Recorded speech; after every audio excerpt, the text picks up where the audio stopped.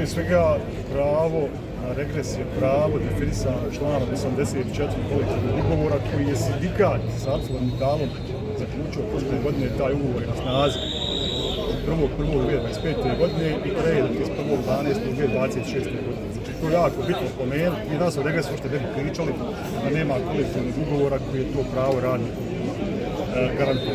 Druga stvar, ova ponuda upravi, da je tako nazovemo, je u konačnici opet rezultat pritiska sindikata, radnika. Oni su našli rješenje. Je li to najbolje rješenje? Najbolje rješenje bi bilo da se ljudima isplati regres onako kako bi se trebalo isplatiti, znači kao što je to dosta bio slučaj.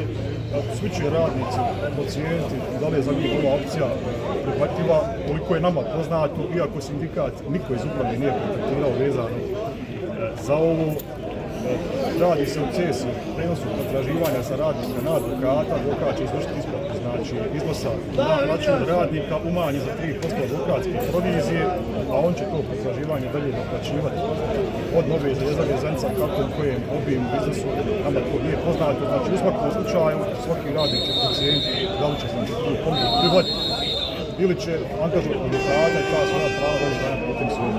Evo, zahtijevati hitno sazivanje sjednice oba doma federalnog parlamenta kako bi se konačno usvojio zakon o